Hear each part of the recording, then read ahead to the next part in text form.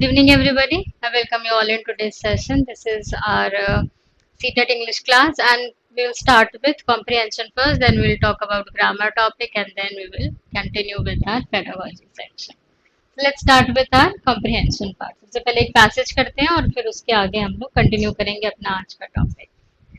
So हमारे पास आज जो पैसेज है वो है When we are young, we learn that tigers and sharks are dangerous animals. When we are young, we learn that tigers and sharks are dangerous animals.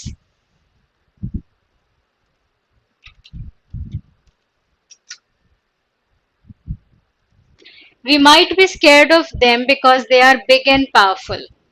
तो दो जिनके ऊपर फोकस किया जा रहा है वो है टाइगर्स और शार्क्स, और साथ ही साथ क्या बताया जा रहा है, we might be scared of them because they are big and powerful.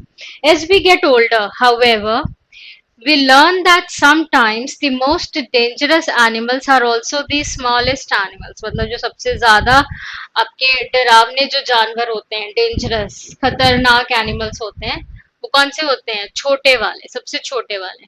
In fact, the animal that kills the most people every year is one that you have probably killed yourself many times, the mosquitoes.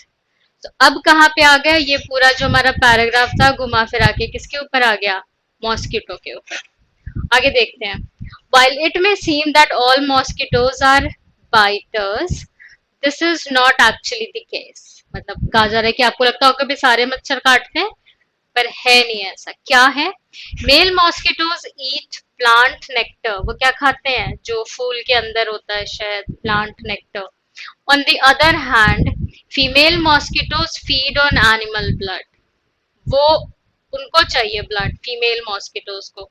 They need this blood to live and produce eggs. आगे का जो उनका generation है वो continue हो, उसके लिए उन्हें ब्लड चाहिए. When a female mosquito bites a human being, it transmits a small amount of saliva into the blood. क्या चला जाता है? Small amount of saliva. This saliva may or may not contain a deadly disease. हो भी सकता है और नहीं भी हो सकता है. The result of the bite can be as minor as an itchy bump or as serious as death. हो सकता है छोटा सा दाना हो जाए और हो सकता है कि मौत हो जाए. So as minor as an itchy bump or as serious as death. Because a mosquito can bite many people in the course of its life, it can carry diseases from one person to another very easily. क्या कहा जा रहा है कि वो भी जो उनकी जो भी जिंदगी है उसके अंदर वो कई लोगों को काटते हैं, तो जो डिजीज है वो एक से दूसरे के अंदर फैलता जाता है. Two of the most deadly diseases carried by mosquitoes are malaria and yellow fever. So malaria and yellow fever. More than 700 million people become sick from these diseases every year. At least 2 million of these people will die from these diseases. Many scientists are working on safer and better ways to kill mosquitoes. But so far, there is no sure way to protect everyone in the world from their deadly bites. कोई एक सही तरीका नहीं है. Mosquito nets can be placed over beds to protect people against being bitten. So, मच्छरदानी की बात हो रही है. These nets help people stay safe at night, but they do not kill any mosquitoes. उनसे मच्छर मरते हैं? नहीं. Mosquitoes have many natural enemies like bats, birds, dragonflies, and certain kinds of fish. ये मच्छर खाते हैं. Bringing more of these animals into places where mosquitoes live might help to cut down the amount of mosquitoes in that area. So ऐसे वाले जो दूसरे जीव हैं इनको अगर हम उस जगह पे लेके आते हैं जहाँ पे मच्छर है तो मे बी थोड़े से कम हो सकते हैं. ये क्या है? नेचुरल सोल्यूशन है, but it does not always work very well. हमेशा बहुत काम नहीं करेगा. Mosquitoes can also be killed with poisons और sprays. Even though these sprays kill mosquitoes, they may also harm other plants or animals. कि भाई आपने ये स्प्रे लगा तो दिया मच्छर मारने के लिए पर वो दूसरों को भी नुकसान पहुंचा सकते हैं. Although mosquitoes may not seem as scary as larger, more powerful animals, they are far more dangerous to human beings. बहुत ज़्यादा नुकसान वाले हैं. But things are changing. It is highly likely that one day scientists will find a way to keep everyone safe from mosquitoes and the diseases they carry. थोड़ा सा positive note पे हमारा ये पैराग्राफ खत्म हो रहा है कि शायद एक दिन ऐसा हो जाए. क्वेश्चंस देखते हैं. So first question is, according to the author, some people are more afraid of tigers and sharks than mosquitoes because tigers and sharks kill more people than mosquitoes, are big and powerful, are found all over the world, have no natural enemies. ये आपको मेरे ख्याल से first वाले paragraph में ही मिल जाएगा. तो first question का आंसर करना है आपको. According to the author, some people are more afraid of tigers and sharks than mosquitoes because tigers and sharks kill more people than mosquitoes, are big and powerful, are found all over the world, have no natural enemies. मिल गया answer हमें. So first के लिए option B, are big and powerful, ये हमारे paragraph में दिया हुआ है ना, दूसरी लाइन में. Based on the information in paragraph 2, we can understand that male mosquitoes and female mosquitoes have different eating habits. Male mosquitoes are harmless to humans. Female mosquitoes are responsible for transmitting diseases to humans. So 1 only, 1 and 2 only, 2 and 3 only, 1, 2 and 3. क्या करेंगे? On the basis of paragraph 2. ये रहा paragraph 2. देखिए, तो आपके पास क्या क्या दिया गया है. Male mosquitoes and female mosquitoes have different eating habits. Male mosquitoes are harmless to humans and female mosquitoes are responsible for transmitting diseases to humans. मेरे ख्याल से तीनों ही बात हमें यहाँ पे देखने को मिल रही है. तो राइट आंसर क्या होगा? 1, 2 एंड 3. तीनों ही पैराग्राफ के बेसिस पे करेक्ट है क्योंकि उनकी हैबिट्स अलग अलग हैं. मेल वाले जो हैं वो मनुष्यों को नुकसान नहीं पहुंचा रहे और फीमेल जो है वो ये बीमारी फैलाने का काम करती हैं. In paragraph 2 the author writes the saliva may और may not contain a deadly disease. The purpose of this statement is to oppose a previous argument, question an upcoming conclusion, confirm a hypothesis, support a later statement. The saliva may or may not contain a deadly disease. कहाँ पे? Paragraph 2 में देखें, ये है आपका this saliva may or may not contain a deadly disease. The result of the bite can be as minor as an itchy bump or as serious as death.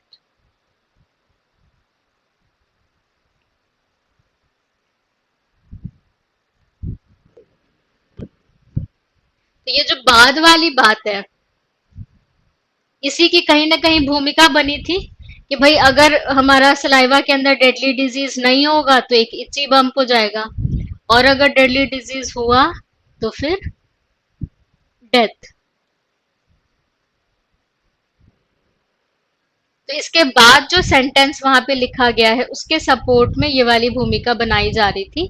This saliva may और may not contain a deadly disease. So right answer कौन सा हो जाएगा? Support a later statement. बाद में जो एक statement आया है उसके सपोर्ट में. As used in paragraph 2, minor most nearly means. Saliva थूक को कहते हैं कामनी तिवारी, जो हम ये खाना खाते हैं और हमारे मुंह के अंदर भोजन को पचाने के लिए लार निकलता है. वो आपके उसमें एक्सपेरिमेंट में भी है ना, कंडीशनिंग वाले एक्सपेरिमेंट में. तो लार या थूक सलाइवा हुआ. तो क्वेश्चन नंबर 4 देखते हैं. आज used in paragraph 2, minor most nearly means. क्या मतलब है माइनर का? इनसिग्निफिकेंट, डेडली, फ्रस्ट्रेटिंग या डेंजरस. पैराग्राफ 2 में ही है माइनर वर्ड. ये रहा minor, as minor as an itchy bump or as serious as death. इस माइनर का मतलब बताना है हमें कि क्या है क्वेश्चन नंबर 4 के अंदर. As used in paragraph 2, minor most nearly means insignificant, deadly, frustrating या फिर dangerous. इनसिग्निफिकेंट मतलब बहुत जरूरी नहीं है, बहुत इंपॉर्टेंट नहीं है, बहुत महत्व वाला नहीं है, छोटा है. माइनर मेजर पढ़ते हैं हम, तो माइनर क्या है, छोटे लेवल पे इम्पोर्टेंट है. तो इनसिग्निफिकेंट उसका सही मीनिंग हो जाएगा. डेडली मतलब जानलेवा नहीं है, फ्रस्ट्रेटिंग नहीं है, और डेंजरस खतरनाक नहीं है. अगला सवाल है question number 5. Based on information in paragraph 3, it can be understood that if you get sick with malaria or yellow fever, your chances of survival are. So paragraph 3 में कह रहा है, क्वेश्चन जो है हमारा वो क्या कह रहा है कि ये समझ में आता है कि अगर आप बीमार हुए मलेरिया या येलो फीवर से, आपके बचने के chances are terrible, mediocre, good, excellent.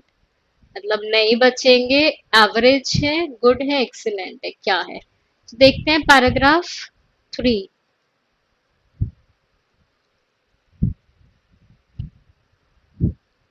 Because a mosquito can bite many people in the course of its life, it can carry diseases from one person to another very easily. Two of the most deadly diseases carried by mosquitoes are malaria and yellow fever. More than 700 million people become sick from these diseases every year. At least 2 million of these people will die from these diseases. तो देखो आपको compare करके बताया जा रहा है कि 700 million लोग हैं और उसमें से मर कितने रहे हैं, 2 मिलियन.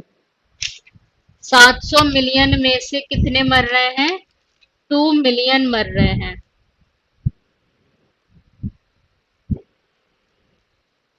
कौन सा ऑप्शन टेरिबल है बचने का. अब चांस यहाँ पे बचने का पूछना जा रहा है. 700 मिलियन में से 200 मिलियन मर रहे हैं, इसका मतलब बाकी के लोग तो बच रहे हैं. तो टेरिबल, मीडियोकर, गुड या एक्सीलेंट. एक्सीलेंट है ना, अच्छा है, माना जाएगा उसको. It can be understood that the introduction of dragonflies might reduce the number of flies in a given area because dragonflies work together with mosquitoes, kill mosquitoes, cannot be killed by poisons or sprays, attract bats. Question number 6 कह रहा है कि भाई हम dragon flies को ला सकते हैं उस जगह पे जहाँ पे क्या है, मच्छर है.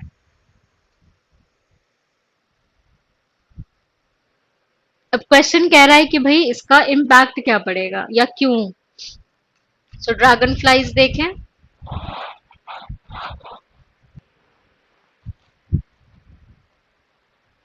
यहाँ पे bats, birds, dragonflies and certain kind of fish. Bringing more of these animals into places where mosquitoes live might help to cut down the amount of mosquitoes in that area. ये क्या है, एक natural solution है, natural solution. तो dragon fly वाले सवाल पे चलते हैं. वो मच्छरों के साथ काम करेंगे, वो मच्छरों को मार देंगे, इनको मारा नहीं जा सकता पॉइजन या स्प्रे से, या फिर ये बैट को अट्रैक्ट करते हैं. तो बैट को अट्रैक्ट करने वाली बात भी नहीं है, सी वाली बात भी नहीं है, क्या करेंगे, ये मच्छरों को मारेंगे. सो बी ऑप्शन करेक्ट है यहाँ पे, किल mosquitoes. 7th, which of the following best summarizes the information in paragraph 4. Paragraph 4 का समरी पूछा जा रहा है. Mosquito nets provide adequate protection from deadly mosquitoes. Poisons and sprays provide adequate protection from deadly mosquitoes. The introduction of the mosquitoes' natural enemies provides adequate protection from deadly mosquitoes. There is no perfect solution to the mosquito problem. There is no perfect solution to the mosquito problem. So 7th के लिए answer बताना है हमें, जितना पढ़ा है समझा है उसके बेसिस पे.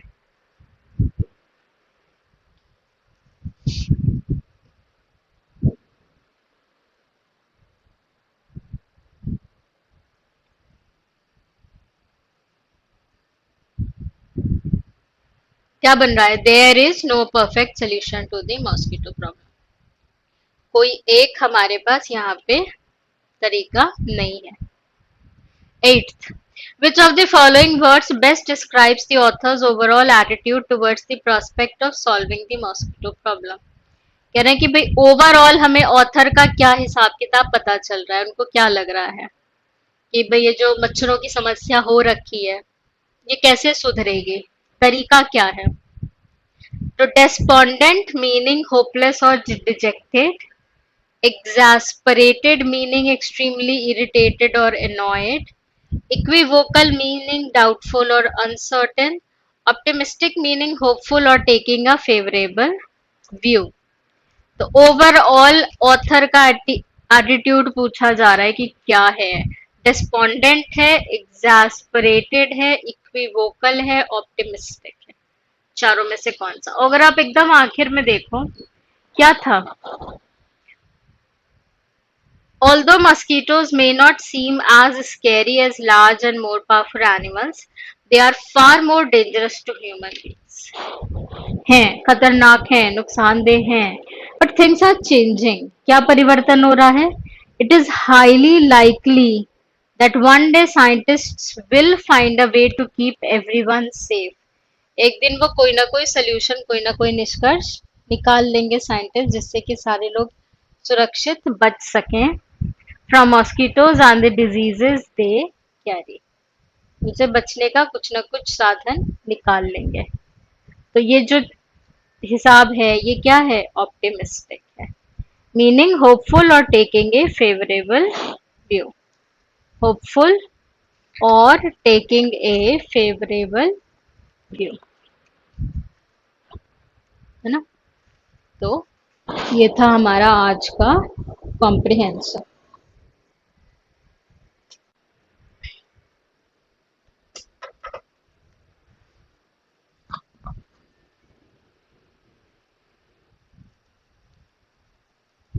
सो आगे बढ़ते हैं और फिर हम लोग बात करेंगे ग्रामर।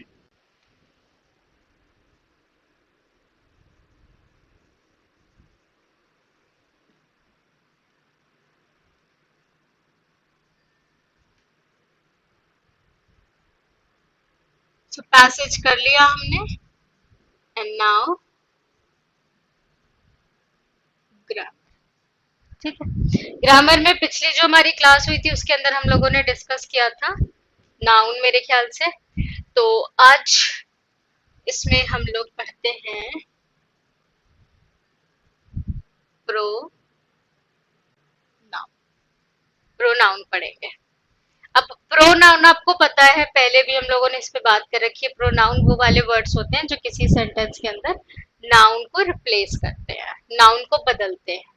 अगर जैसे मान लीजिए अगर लिखा जा रहा है कि नेहा लिव्स इन दिल्ली, तो उसके आगे जब हम बात करेंगे तो हम क्या लगाएंगे? शी लगाएंगे। अगर हम राहुल की कोई बात कर रहे हैं तो आगे ही लगाएंगे। अगर हम दो तीन लड़कों की बात कर रहे हैं तो जो अगला सेंटेंस हो जाएगा उसमें क्या यूज करेंगे? दे यूज करेंगे। तो इस तरीके से सेंटेंसेस के अंदर प्रोनाउन यूज होते हैं। They replaces noun in a sentence.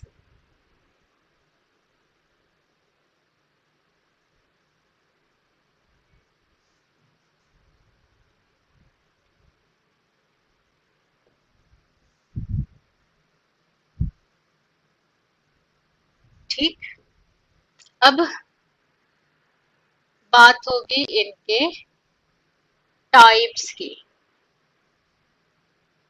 How many types of pronoun आते हैं? तो सबसे पहले है हमारे पास पर्सनल प्रोनाउन।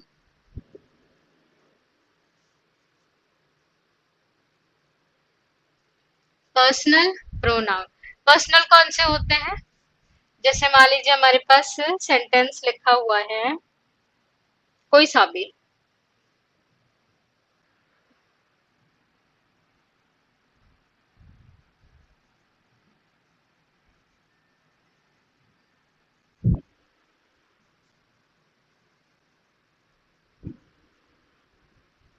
तो यहाँ पे या तो आप नाम लिखोगे, Rahul is a bright student, या रेखा इज ए ब्राइट स्टूडेंट। अब अगर हम प्रोनाउन की बात करें तो राहुल और रेखा की तो बात करेंगे नहीं, वो तो नाउन के अंदर आएंगे।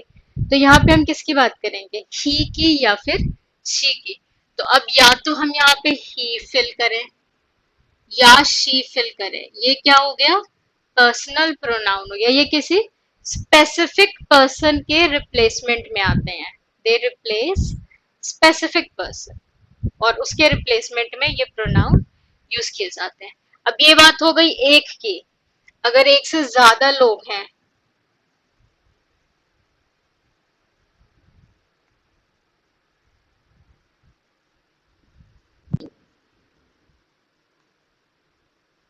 एक से ज्यादा लोग हैं तो आप क्या यूज करोगे, they, they are going to the market. तो ये पर्सनल प्रोनाउन। इसके एग्जाम्पल्स कौन कौन से आ जाते हैं, लिख लीजिए। आई, मी, यू, ही, शी, समान हो गया कोई तो इट आ जाएगा, फिर him, her, we, us, they, them.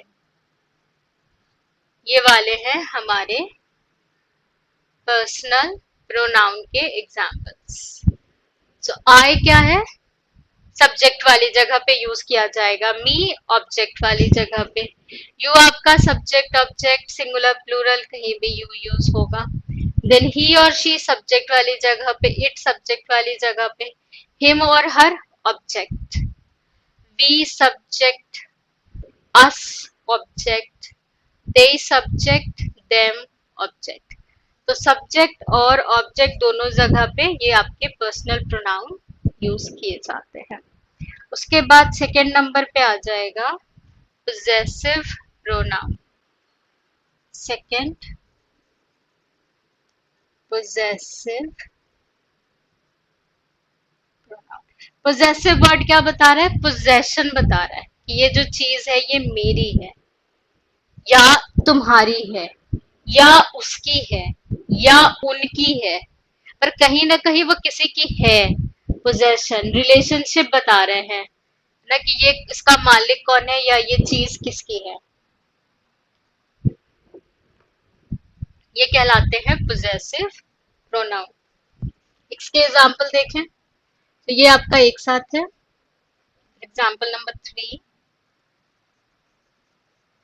This book is dash. Example number 4,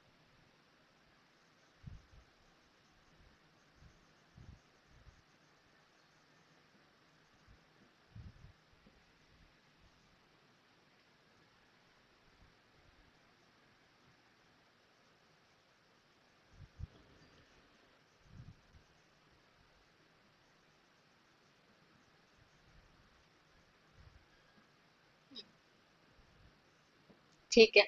तो ये 3, 4 और 5 ये किसके लिए है, पोजेसिव प्रोनाउन के लिए एग्जाम्पल। 3, 4 और 5 ये पोजेसिव के लिए है।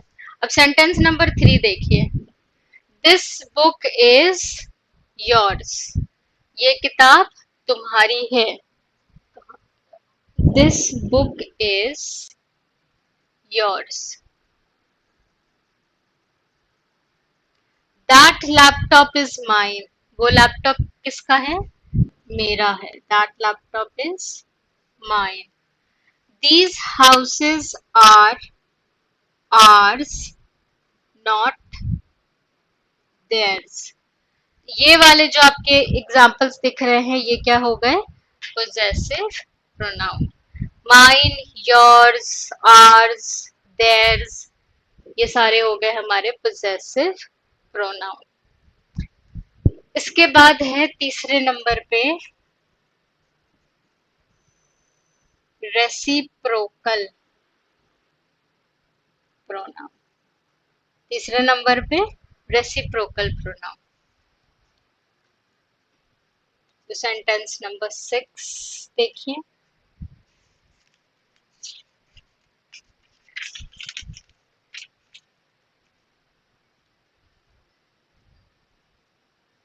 two girls pushed dash.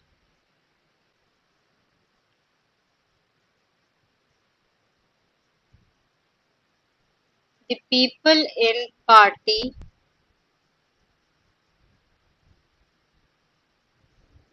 greeted dash. अब जब भी आपका सब्जेक्ट दो होगा, ध्यान रखेंगे, जब भी हमारे सब्जेक्ट्स दो होंगे, टू गर्ल्स या दो नाम दिया होगा राहुल एंड प्रिया, उस केस में आपका यहाँ पे प्रोनाउन यूज कौन सा होगा? Each other. हमेशा ध्यान रखिएगा दो के लिए क्या यूज करते हैं? Each other. लेकिन जब हमें सब्जेक्ट में क्लैरिटी नहीं है कि कितने हैं, दो से ज्यादा हैं, सब्जेक्ट क्या है? दो से ज्यादा हैं. The people in party. अब जो सारे लोग हैं पार्टी के अंदर, ये जो पीपल हैं, ये क्या कर रहे हैं? ग्रीट कर रहे हैं, विश कर रहे हैं. ये जो दो हैं यहाँ पे लड़कियां, ये दोनों क्या कर रही हैं? धक्का दे रही हैं, पुश कर रही हैं. तो जब हमारे सब्जेक्ट दो होगा और एक ही जैसा काम कर रहा होगा, जब हमारे सब्जेक्ट कई होंगे और एक ही जैसा काम कर रहे होंगे, वहां पे आप यूज करते हो रेसिप्रोकल प्रोनाउन. सो दो के केस में आएगा ईच अदर और दो से ज्यादा के केस में आएगा वन अनदर. ये दोनों याद रखने की जरूरत है आपको. दो के केस में ईच अदर और दो से ज्यादा के केस में वन अनदर. फिर है रिफ्लेक्सिव प्रोनाउन.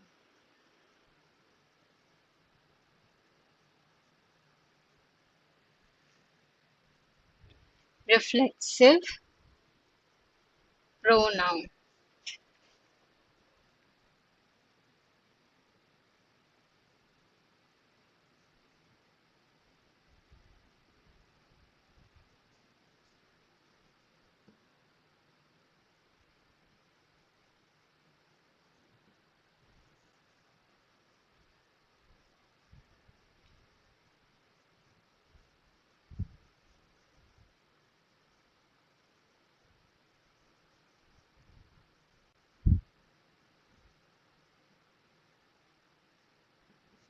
सो कौन सा वर्ड? हरसेल्फ और हिमसेल्फ.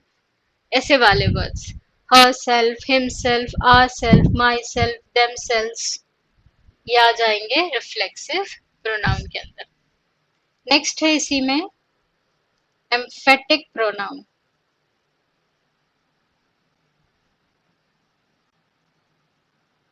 Emphatic pronoun. एम्फेटिक क्या करते हैं? एम्फेसिस डालते हैं, जोर डालते हैं किसी चीज के ऊपर. एम्फेटिक क्या करेंगे? जोर डालेंगे. तो इसके एग्जाम्पल देखते हैं.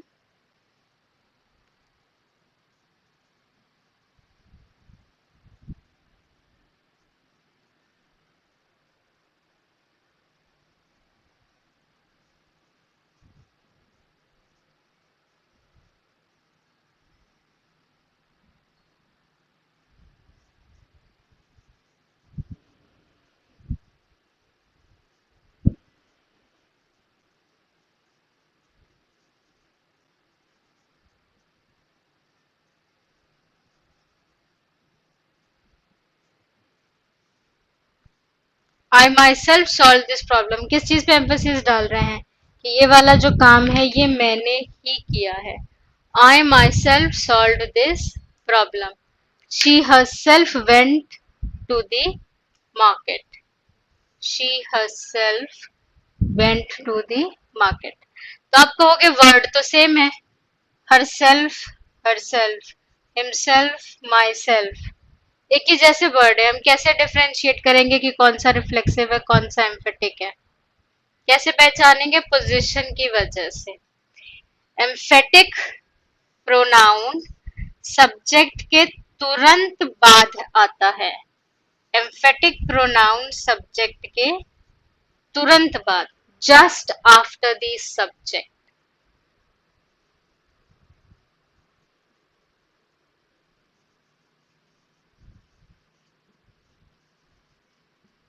दूसरे वाले के साथ ऐसा कोई नियम नहीं रिफ्लेक्सिव के अंदर. सो वर्ड्स सेम है, लेकिन एम्फेटिव कहाँ आता है? सब्जेक्ट के तुरंत बाद, जस्ट आफ्टर द सब्जेक्ट. फिर है डिस्ट्रीब्यूटिव प्रोनाउन।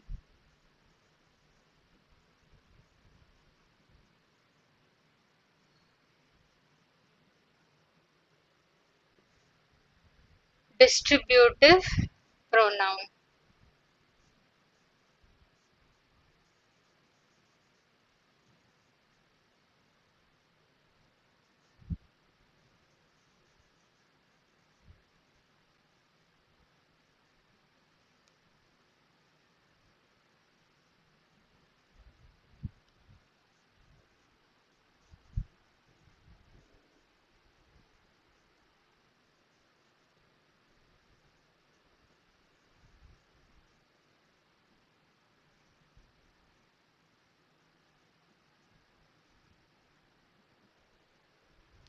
ईच, नाइदर या नीदर जैसे भी आप प्रोनाउंस करते हो, ये क्या हो गए हमारे डिस्ट्रीब्यूटिव प्रोनाउन।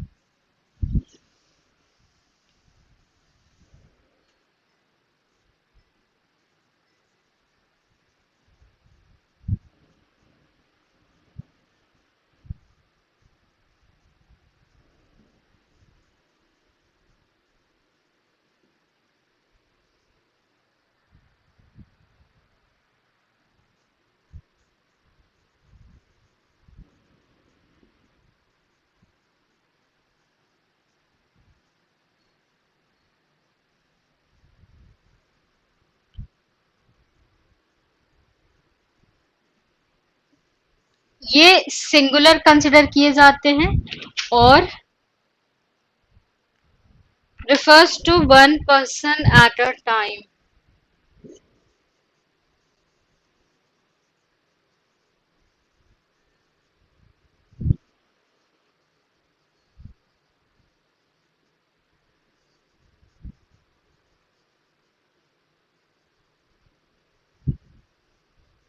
और अगर आप इसीलिए ध्यान दो, यहाँ पे क्या लिखा हुआ है, each of the answers is correct. जो वर्ब यूज हुआ है वो क्या यूज हुआ है, सिंगुलर। आर नहीं लिख रहे हैं हम, क्या लिख रहे हैं, सिंगुलर लिख रहे हैं। फिर अगला है रिलेटिव प्रोनाउन।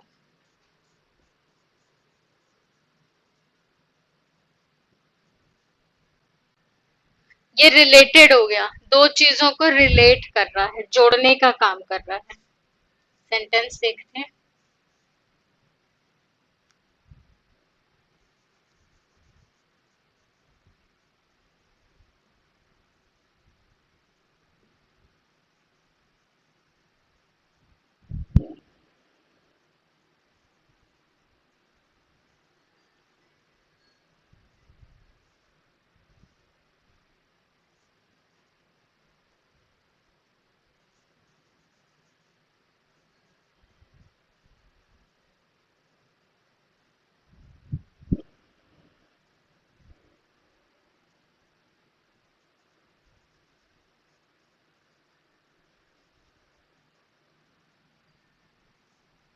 तो ये दो हिस्सों को जोड़ने का काम कर रहा है, she is the girl and she sings songs.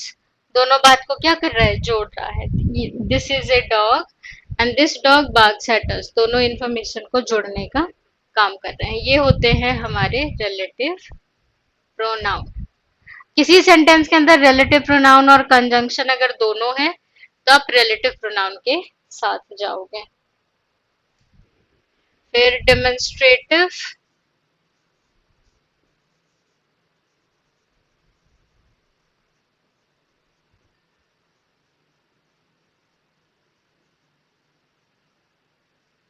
Demonstrative के अंदर कौन कौन से वर्ड्स आते हैं,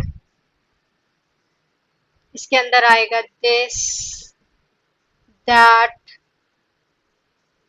दीज, दोज। ऐसे लगेगा जैसे किसी चीज के ऊपर पॉइंट कर रहे हैं।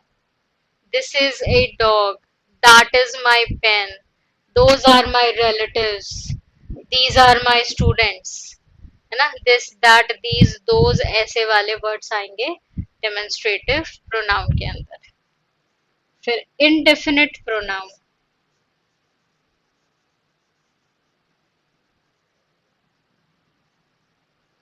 अब ये डेफिनेट नहीं है, मतलब आपको एग्जैक्टली नंबर नहीं पता चल रहा कि कितने लोगों की बात हुई है. They are not definite, indefinite. तो इसके अंदर आ जाएगा one, someone, no one, etcetera. ऐसे वाले वर्ड्स कहाँ पे आएंगे? इनडेफिनेट प्रोनाउन के अंदर.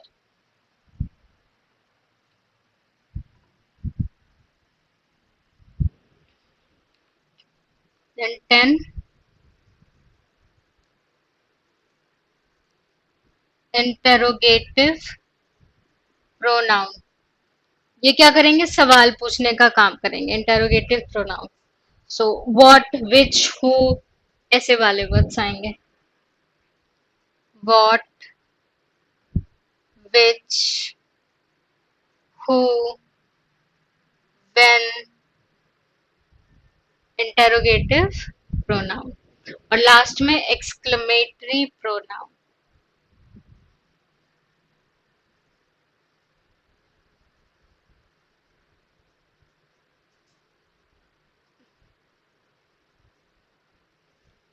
तो इनके साथ लगता है एक्सक्लेमेशन मार्क. जो ये हमारे एक्सक्लेमेटरी प्रोनाउन है, इनके साथ क्या लगता है? Exclamation mark. जैसे what, you don't know Salman. क्या तुम सलमान को नहीं जानते? ये क्या हो गया? Exclamatory pronoun. व्हाट के बाद आपका एक्सक्लेमेशन मार्क लग जाएगा. तो ये थे हमारे प्रोनाउन और प्रोनाउन के टाइप्स. कुछ एक सेंटेंसेस करके देखते हैं. ये एग्जांपल्स थे. Now let's practise some sentences.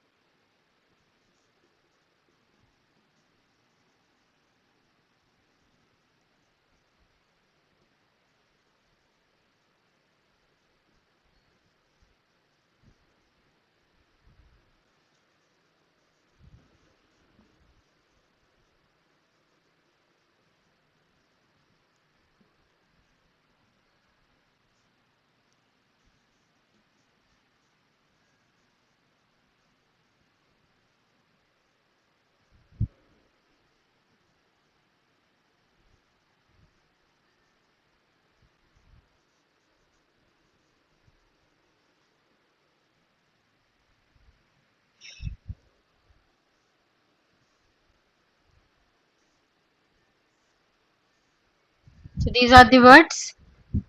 Find out कीजिए कि कौन सा वाला क्या है. उधर टाइप्स दिए हुए हैं प्रोनाउन के, इधर आपके सेंटेंसेस दिए हुए हैं and find out your correct answers.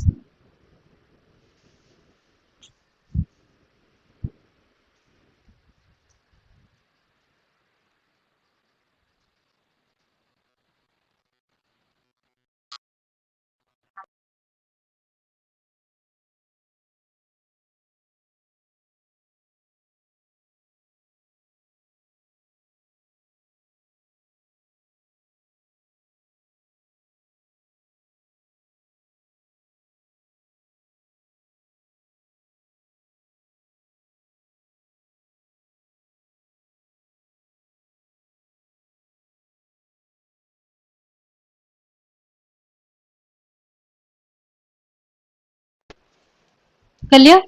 Answers देखें. तो पहला है they didn't give themselves a chance, और लास्ट में लिखा है Neha herself unlock the door. अब ये देखिए, ये वही वाले हैं जहां पे सेम सेम वर्ड्स हैं, देमसेल्व्स और हरसेल्फ. कौन से वाले थे जो सेम थे?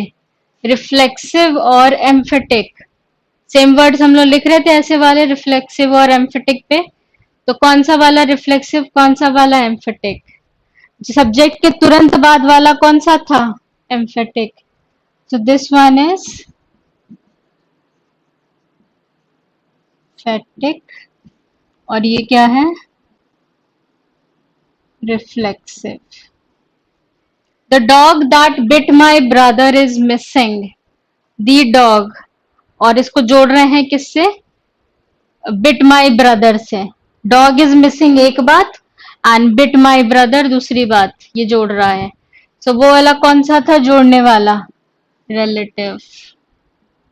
This thing is relative pronoun. Do you know when the movie starts? पूछ रहा है कब, कब होगी. व्हेन, टाइम, समय पूछ रहा है. कौन सा हो गया? Interrogative.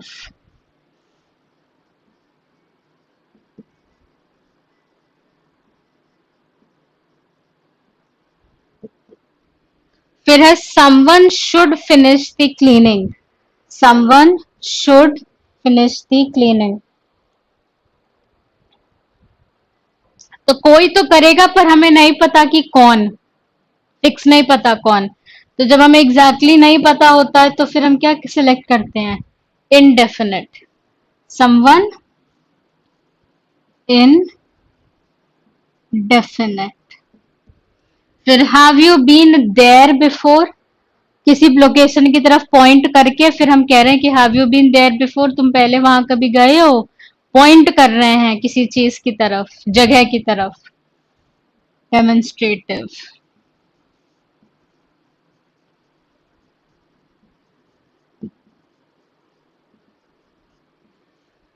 I plan to give them a fruit. तो दे और देम कहाँ पढ़ा था हमने? दे और देम पर्सनल में.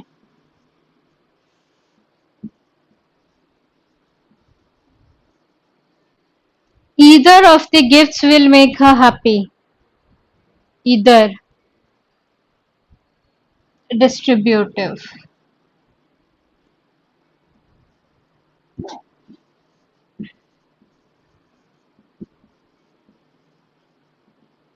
Distributive pronoun. तो ये हम लोगों ने पढ़ा टॉपिक, प्रोनाउन और उससे रिलेटेड उसके टाइप्स, और कुछ हमने ये एग्जांपल्स भी किए थे. लास्ट टाइम हम लोगों ने पढ़ा था एक्विजिशन एंड लर्निंग.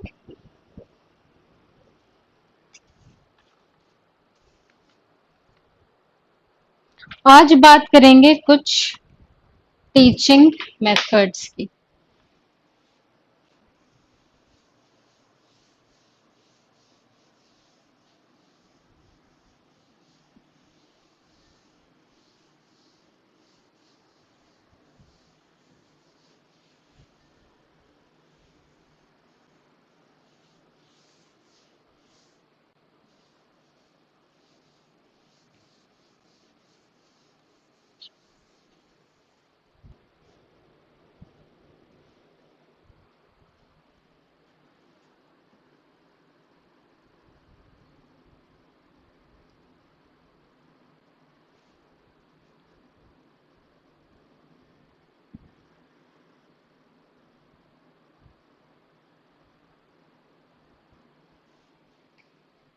तो पेडागोजी के अंदर हमारा आज का टॉपिक क्या है? Teaching methods. अब टीचिंग मेथड्स के अंदर हमारे बहुत सारे टीचिंग मेथड्स हैं, एक एक करके इनको समझते हैं। टॉपिक टीचिंग मेथड्स, और उसके अंदर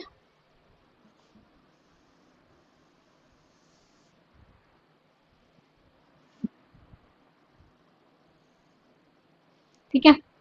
तो सबसे पहले शुरुआत करते हैं हमारा पहला टीचिंग मेथड, जो कि है grammar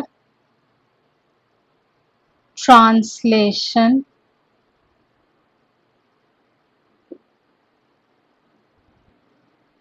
method.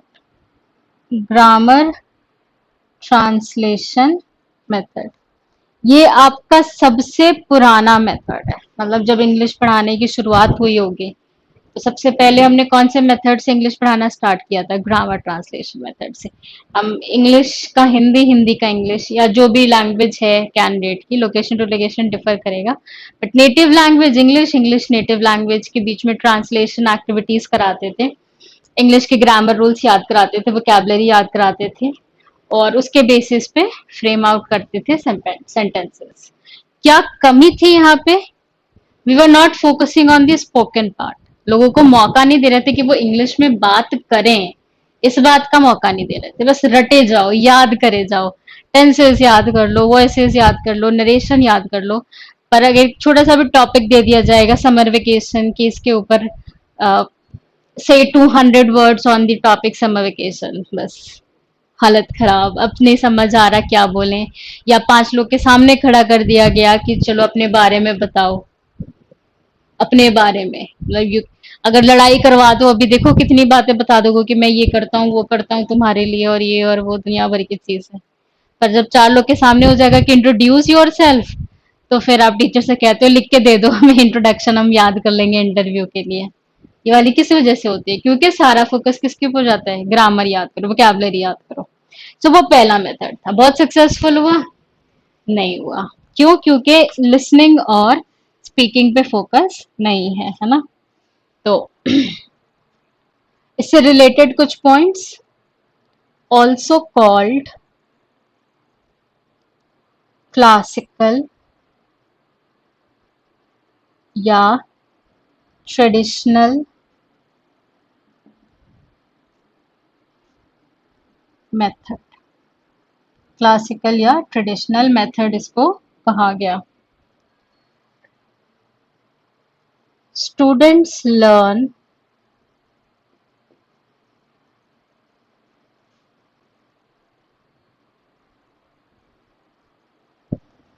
grammatical rules, vocabulary,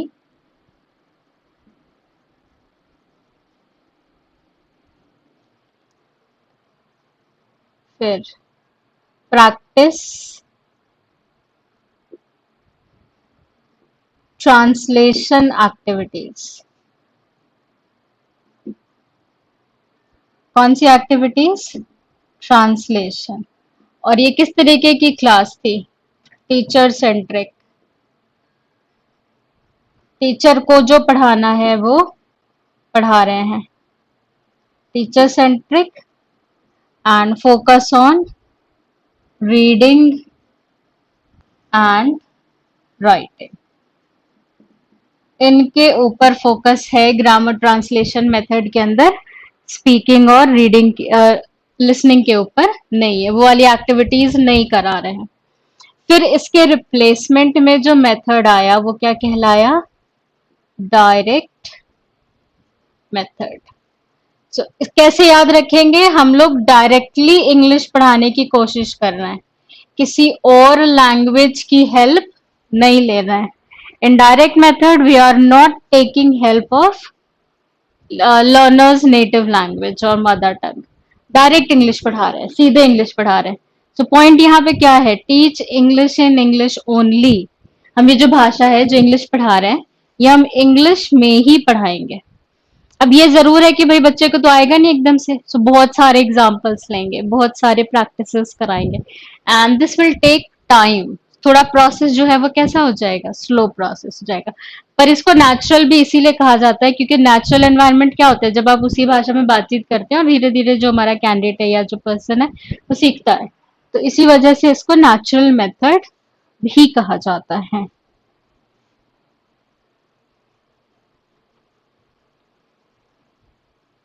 also called natural या फिर reformed method.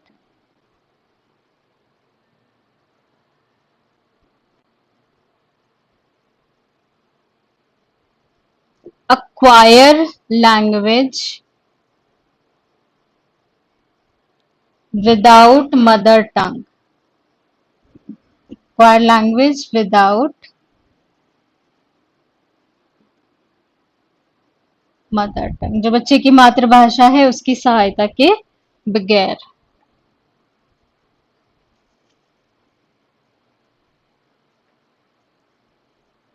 Use of objects,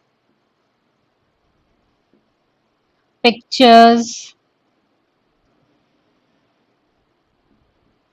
demonstrations, ये क्लास में यूज किए जा रहे हैं ताकि बच्चों को ज्यादा से ज्यादा समझ में आए। और English is taught in English only, जो इसका फीचर है, English is taught in English only. तीसरा मेथड है audio lingual method. Audio lingual method, इस मेथड के अंदर प्रैक्टिस के ऊपर, ड्रिल के ऊपर फोकस हुआ, बार बार एक चीज प्रैक्टिस कराई जाए ताकि बच्चे उस चीज को लेकर के यूज टू हो जाए, उनकी आदत बन जाए, और फिर वो क्या करेंगे, स्लोली ग्रेजुअली फिर वो उसी में बात कर लेंगे। इसका एक एग्जाम्पल स्कूल लेवल पे फॉलो होता है, जो वो क्लास के अंदर परमिशन लेते हैं ना, मैम मे आई कम इन, तो बच्चे को ग्रामर नहीं पता, उसको ये नहीं पता कि मुझे कैन और मे और माइट में से मे यूज करना है, हमने उसको रटवा दिया है, ma'am may I come in, ma'am may I go to drink water. वो उस तरीके की चीजें आ जाती हैं ऑडियो लिंगुअल मेथड के अंदर, जहां पे फोकस किसके ऊपर है, ड्रिल और प्रैक्टिस के ऊपर। तो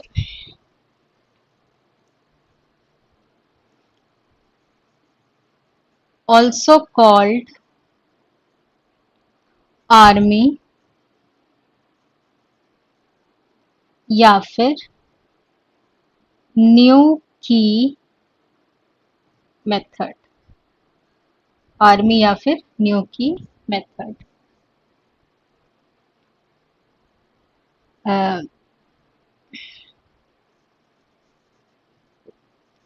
स्ट्रक्चर्स मतलब ग्रामर, सेंटेंस स्ट्रक्चर्स मतलब ग्रामर हो जाता है। आर टॉट यूजिंग ड्रिल्स, बार बार बुलवा के प्रैक्टिस करवा के हम उनको क्या सिखा रहे हैं, ग्रामर के structures. Skills are developed in order,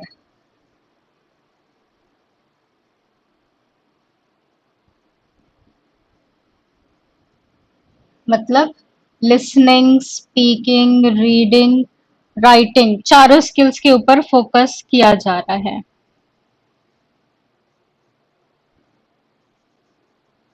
use of language labs, language laboratory कहा जाता है, शॉर्ट में लैंग्वेज लैब्स लिख रही हूं मैं। और टेप्स या recordings and visual aids, pictures, magazines, इन सब का इस्तेमाल किया जा रहा है। ये हो गया ऑडियो लिंगुअल मेथड। चौथे नंबर पे है doctor West method. Doctor West method, doctor West जो है हमारे, इनका क्या मानना था कि भाई इतनी मुसीबत कर रहे हो, ये कर सिखा रहे हो, वो सिखा रहे हो, ये ऐसे प्रैक्टिस करा रहे हो, ये एक्सरसाइज करा रहे हो, ये सबकी नई नीड है। कोई भी चीज कब आती है? जब बच्चा उसको अपने आप सीखता है, अपने आप उस पर ध्यान देता है, ऑब्जर्व करता है और सीखता है। सो इंग्लिश के लिए भी क्या करो, उनको पढ़ने दो, लेट देम रीड, रीडिंग करने दो, और उनको अपने आप ये भाषा आ जाएगी। तो उन्होंने किसके ऊपर फोकस करा है डॉक्टर वेस्ट साहब ने? रीडिंग के ऊपर। और रीडिंग के अंदर भी कौन सी रीडिंग? साइलेंट रीडिंग, कि उनको चुपचाप पढ़ने दो। अब इसमें बताइए कमी कहाँ पे है, गैप कहाँ रह जाएगा? अब उसके अंदर मान लीजिए ये वर्ड लिखा हुआ है आपकी किताब के अंदर, ये, ठीक। अब आप तो पढ़ा नहीं रहे हो क्लास में कि बच्चा आपको सुन के इसका प्रोनाउंसिएशन सीख लेगा कि कैसे बोलना है। वो उसको क्या बोल रहा होगा? कनो। एक्चुअली में जब आप इंग्लिश लैंग्वेज टीचर हो और कल को आपने कोई टेस्ट लिया और उसमें ये वर्ड उसको बोलना पड़ गया, तो वो क्या बोलेगा? कनो। आप नंबर दोगे? नहीं दोगे, आप तो नंबर काट लोगे, because this is incorrect pronunciation. उसके अंदर वर्ड आ गया ये वाला।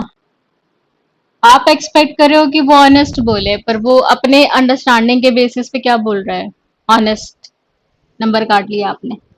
तो दिस इज नॉट सफिशिएंट। सिर्फ साइलेंट रीडिंग करके बच्चे को कोई भाषा आ जाएगी? सॉरी, है ना? सो डॉक्टर माइकल वेस्ट हैं, and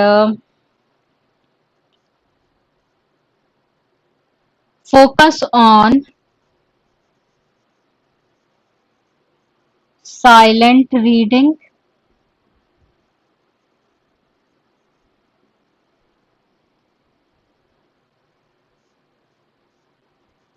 develops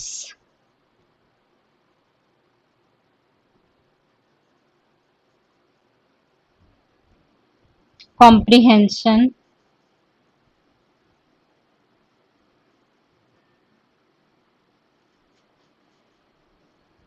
and self activity, develops comprehension and self activity। और कमी क्या है? ignores listening, speaking and comprehension। भाई लिखना भी बहुत जरूरी है, सिर्फ पढ़ने से नहीं होगा, है ना? लेटर राइटिंग, पैसेज राइटिंग, ये सब भी आना चाहिए बच्चे को। So ignores listening, speaking and comprehension. ये हो गए हमारे 4 method: grammar translation method, direct method, audio lingual method, doctor West method.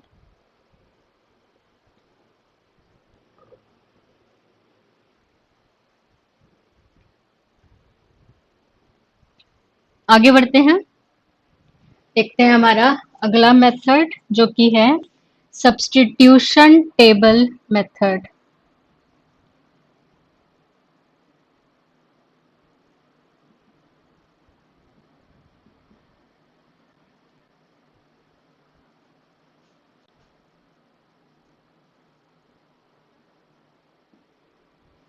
Doctor Michael West लिख लीजिएगा। डॉक्टर वेस्ट किसका मेथड है? डॉक्टर माइकल वेस्ट का। आगे substitution table method. So a model sentence is chosen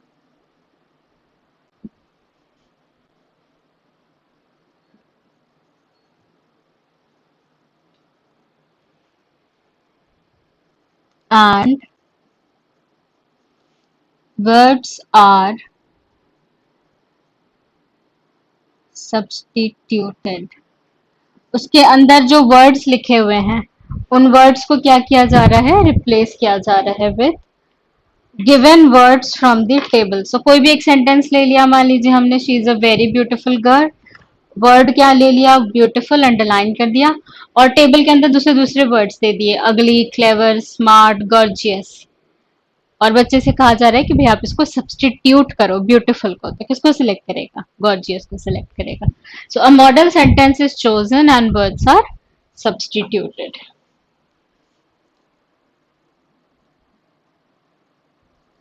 Focus on vocabulary, pronunciation,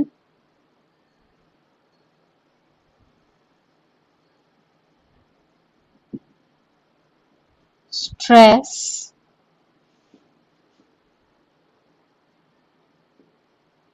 intonation।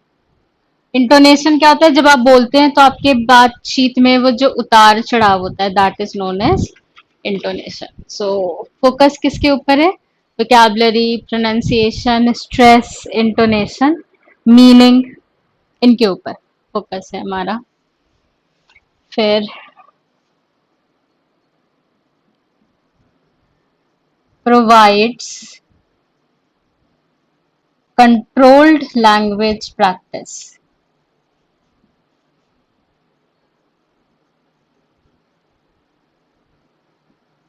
अब क्योंकि जो list दिया गया है उसमें से वर्ड को सेलेक्ट करके सब्स्टिट्यूट करना है, तो हम अपनी मर्जी से नहीं, जो हमारा स्टूडेंट है वो अपनी मर्जी से कोई भी वर्ड नहीं सिलेक्ट कर सकता। वो कौन सा वर्ड सिलेक्ट कर सकता है? जो आपने एज टीचर उस टेबल के अंदर मेंशन करा है, 3 वर्ड्स 4 वर्ड्स, वो उसी में से सेलेक्ट करेगा। तो फ्रीडम नहीं है, ये क्या है? लैंग्वेज प्रैक्टिस तो है बट कंट्रोल्ड लैंग्वेज प्रैक्टिस है।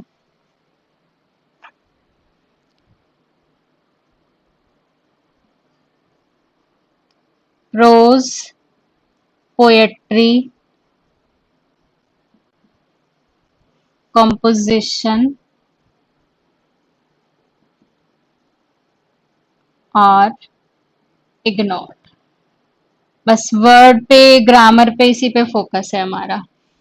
अगला है bilingual method. Bilingual method, bilingual मतलब दो भाषाएं। तो बाइलिंगुअल मेथड किसका है? सीजे डॉटसन का है। अब सीजे डॉटसन ने क्या कहा कि भाई इतनी मत मेहनत करो, जो भी पढ़ाना है इंग्लिश में पढ़ाओ और बच्चे की मातृभाषा में पढ़ा दो। Teach that thing in both the languages.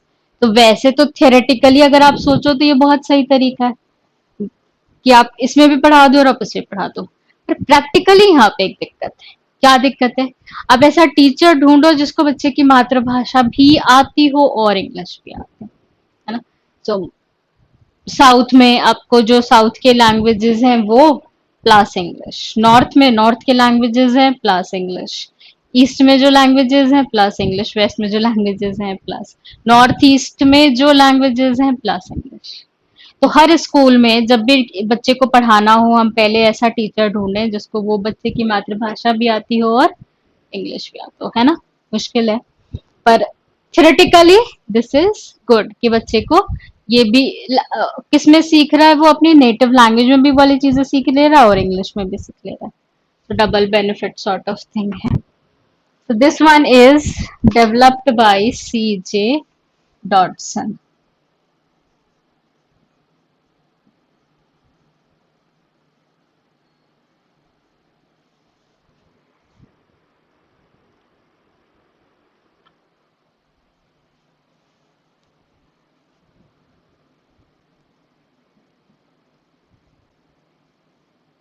Also called sandwich method.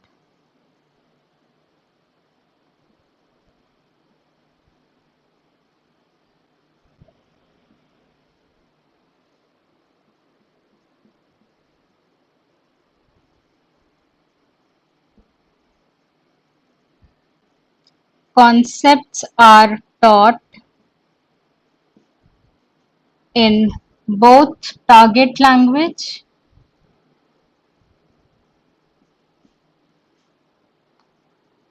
and mother tongue.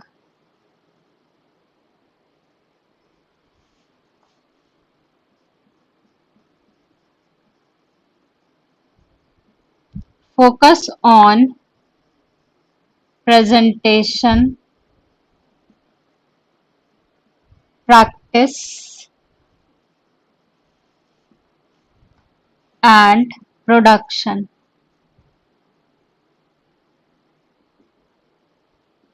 ये 3P याद रखिएगा, एग्जाम में आपसे क्वेश्चन पूछ सकते हैं कि कौन से मेथड के अंदर आपको 3P का कॉन्सेप्ट देखने को मिलेगा। 3P, presentation, practice, production.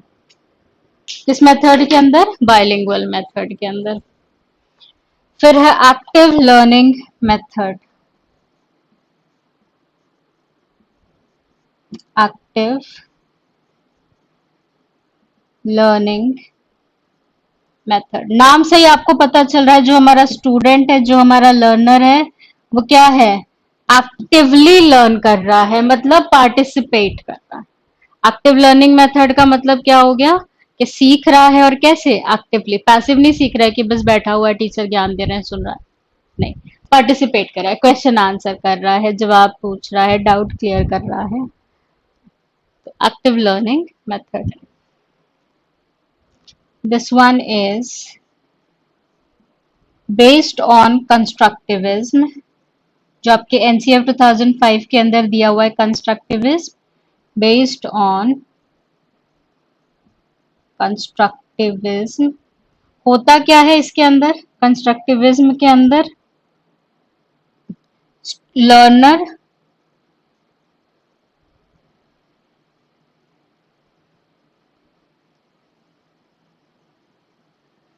Create their own knowledge, है ना, पढ़ते हैं और खुद ही से अपने ज्ञान को बढ़ाते हैं। Constructivism.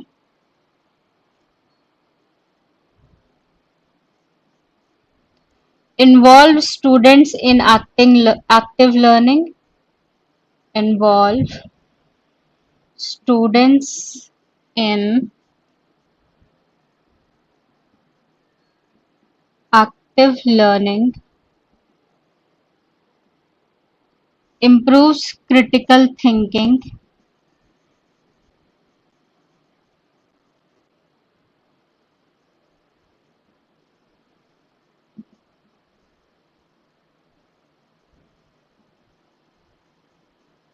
and interpersonal skills.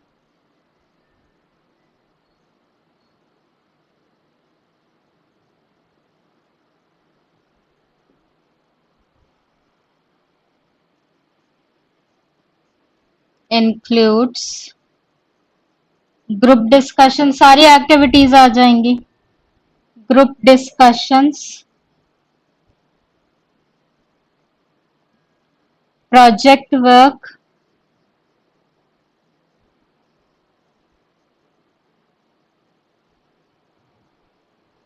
Problem solving के अंदर आप करवाओगे।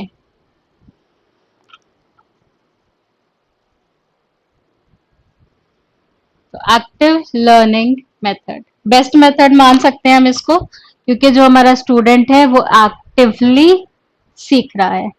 So this can be considered as best teaching method. ठीक है, सो ये वाले मेथड्स याद रखिएगा। इस वाले टॉपिक को हम लोग कंटिन्यू करेंगे अपने नेक्स्ट क्लास में। सो आज जो हमने टीचिंग मेथड्स पढ़े हैं वो कौन से हैं? Grammar translation method, direct method, audio lingual method, doctor West method, substitution table method, bilingual method by CJ Dodson and active learning method। ठीक है, टीचिंग मेथड्स वाले टॉपिक को we will continue in our next class. आज के लिए इतना ही, मिलेंगे next session के अंदर। प्रोनाउन पढ़ा हम लोगों ने, और टीचिंग मेथड्स, और हमने करा एक पैसेज। पोयम भी करवाऊंगी मैं।